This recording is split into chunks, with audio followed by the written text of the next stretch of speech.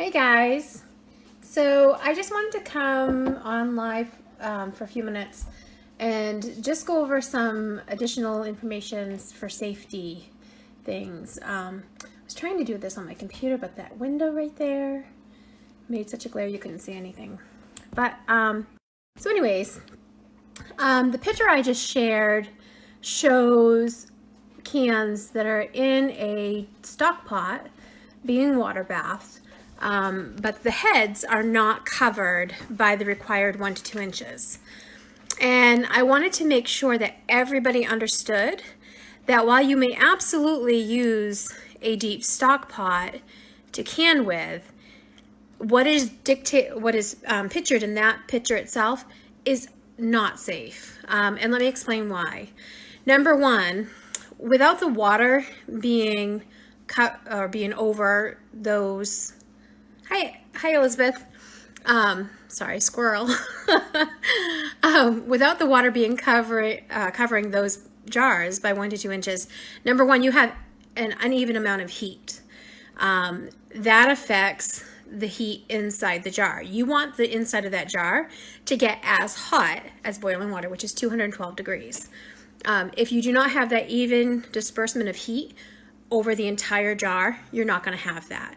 As a result, you're not going to build up the steam and pressure that drives the air out of that jar to suction down that lid and make an adequate seal.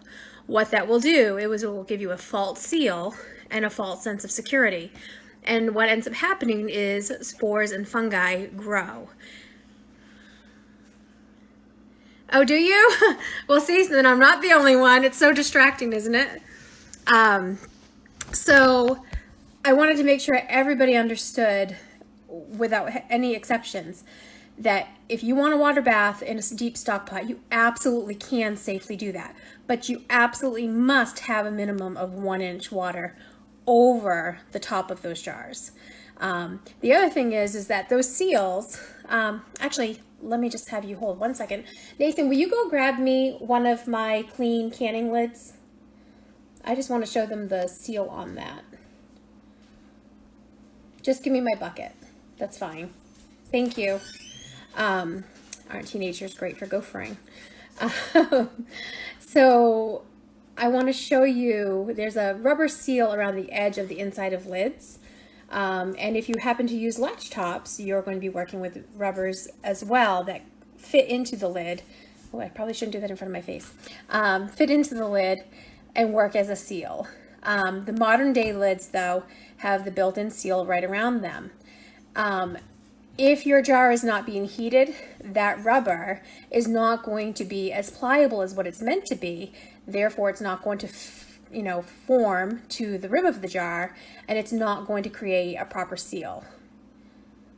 You don't know where my bucket is? You know what? Just give me one of the used ones that we have for dry storage. You can reuse lids for dry storage, by the way, but you cannot use them twice to seal a hot jar. Again, it's a false seal and likely will end up to spores growing. Just a second. Let me guess, I don't have any in there right now. Go live, be unprepared, be distracted. That'll work.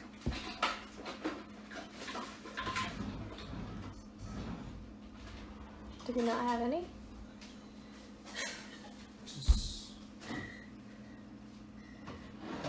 Okay, he's gonna give me one out of the refrigerator.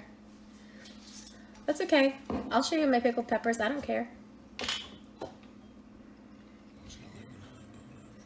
Okay, so this rubber ring right here, and you see that nifty deep impression that is on there?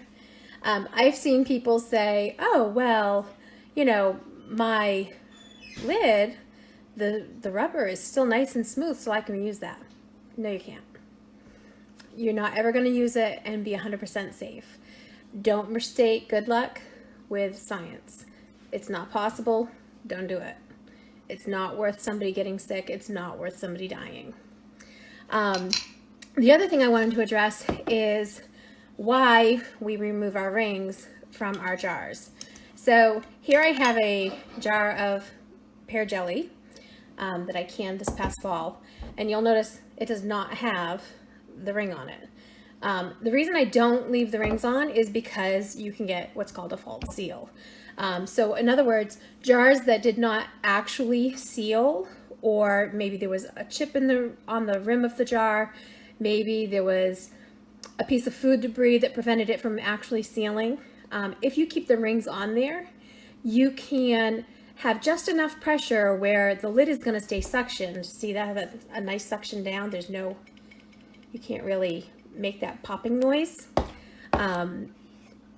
So you're going to get a false sense of security with that. And then when you open it, again, botulism is odorless, tasteless, and you can't see it.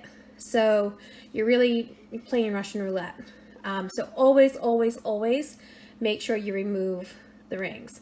The other thing about that is it will prevent rust from building on the rims. Oh, what do they call that?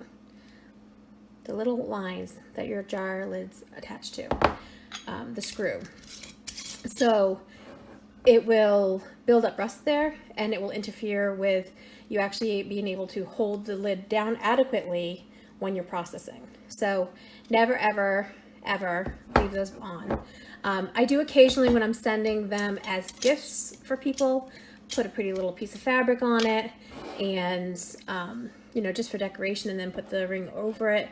But I make sure that they know that they need to take that off, so that should there be something wrong with that jar, that lid will pop. They'll have a little bit of forewarning. But on a healthy seal, you'll be able to see, you can pick it up with nothing more than just the edge of the ring, edge of the lid. See? And it's not going to go anywhere because it's a nice healthy seal. So another tip I wanted to give you is, we've already touched a little bit about shock and what happens when you do not have adequate coverage on the bottom of your canner, be it a water bath or a pressure canner. You absolutely want to have a barrier between your jar and the pot. Hi, Alicia. If you are without a rack of some sort, I know I already discussed with you and pretty strongly warned you not to use fabrics like hot pads or towels in the bottom of your stock pots or canners, because it's not safe. But if you are hard pressed to find a rack, and maybe you bought something used, hi Sarah, that didn't come with a rack, or was lost, or maybe it misplaced from one season to the next, let me give you a little homemade tip on something you can do that is safe and that you could absolutely do safely in your canner. Okay, so I'm going to turn my camera. All right, so here I have just some rings, and right here I have some wreath wire. You could really use anything. You could use elastic bands. You could use a good piece of twine. Zip ties if they're not going to melt. Be careful, you don't want something that is going to melt. But you could literally just wire these together in a honeycomb fashion and make yourself a little rack to set your jars on. You just submerge it in the bottom of the canner once it's done, and there you have it. So a homemade rack is much better than a piece of fabric or something else that may not be safe. You know, try to get it as even as possible, because you don't want it to jostle, but the weight of the canner, or the weight of the jars, is going to keep that down for you. And you can use wide mouth, small mouth, just make it whatever the size jar you're using. Make it accommodating to that, so that you don't have any jars falling through. See how this sits neatly on there? And if you had to, it would sit neatly there. So there's a little tip for you. I am still composing that list for you, Sarah, so I've not forgotten. I don't want you to think I forgot you on the list of supplies that you asked for. So, and I know I shared some pictures yesterday of different types of jar breakage. If anybody has any questions about that, you know, please do let me know. And then, of course, we talked about a little bit on that one photo about not using cornstarch and flours as thickeners. A lot of old school canners and a lot of old-fashioned recipes will still tell you to use wheat flours. But again, you really don't want to do that. Even with proper headspace, which most average headspaces are going to be 1 inch to a 1/2 inch, because those starches continue to expand as they cook, as they can, and as they cool. You have a big risk of those lifting your lid and disrupting your seal, which basically, you know, ruins whatever you made. All of those bubbles that were in that jar, that was fermentation happening. So, I mean, that was a really nasty, nasty thing. So just wanted to make sure. You can get clear gel online. I typically get it in bulk when I buy it. I don't use it a whole lot. What I prefer to do is thicken my soups and stews and things like that as I open them. So I have some venison stew on my shelves right now, and it was canned without thickener. It does not hurt anything for you to thicken it after the fact. So that's all I wanted to get on here and say today. I am going to be doing some potatoes coming up this week. I'm looking at doing canned French fries, as well as potato chunks to use for home fries. So we'll be using a 1 inch method. So if anybody has their pressure canner already and wants to join me while I can those, we can do it together. Hi, Paula. So yeah, so that's pretty much it.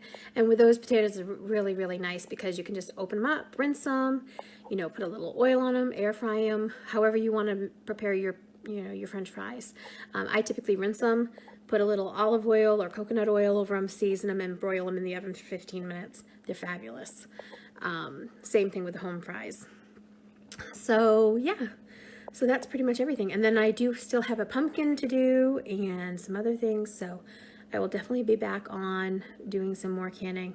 And I have some frozen blackberries.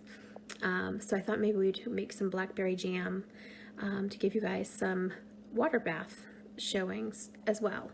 If you have any questions, let me know and I will try to answer them as soon as possible. All right, we'll see you all later. Have a great night.